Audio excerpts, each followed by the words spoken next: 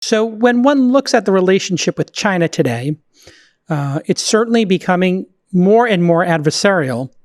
I wanted to start with maybe how we got here, because I am not a student of history, but I was told that as I was growing up, that globalization was a good thing, and that when countries did business together, this reduced the ability for those countries to go to war, and it increased the chances that democracy and human rights would increase around the world and with those different partners. And when we look at the United States engaging China, net, over these last 20 or 30 years, has this been a successful endeavor for America and for democracy, for the people of China? Well, Jason, as you're accurately pointing out, the big picture that I think provides a lot of the framing for what we're living through today is that we are in the early stages of a new kind of a Cold War between the United States and China. And unfortunately, in the United States, we've had a tendency to forget that China has as much agency as we do in the US-China relationship. In other words, they're not a non-active player.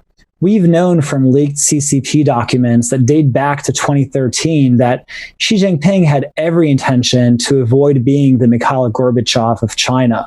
He saw the USSR's attempts to liberalize as the key reason for the collapse of the Soviet Union. And in fact, in January of 2013, he delivered a speech saying as much to members of the Central Committee. So since then, Xi has also outlined a lot of different plans that paint a naked ambition to dominate the world's technology companies, which has led several prominent national security professionals, including the current head of the FBI, to conclude that China's long-term aim isn't to be one of several superpowers, but it's to be the world's only superpower. And that raises some serious questions for democracies.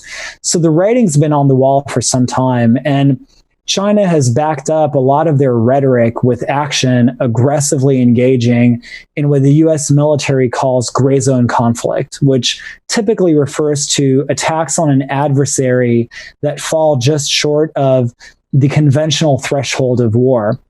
We call them gray zone because these tactics are often said to be in the murky gray zone between war and peace. And just to cite a few examples, by some accounts, up to 90% of the world's fentanyl compounds are made in China and are all for export, the vast majority of which go to the United States, where 35,000 Americans die from fentanyl overdoses every single year.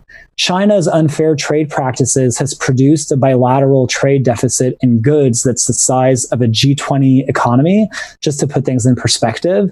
They've blocked nearly every American content platform, including Facebook, Twitter, GitHub, Google, YouTube, Reddit, just to name a few.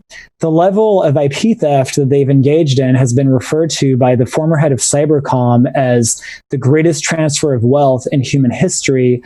And the FBI announced that they now open a China-related investigation every 10 hours, which paints color on the scope of China's corporate espionage operations in the United States. They're actively working to dislocate the dollar's status as the world's reserve currency through bilateral currency swap agreements with a number of African countries, as well as Russia, as well as through new institutional mechanisms like the Asian Infrastructure and Investment Bank.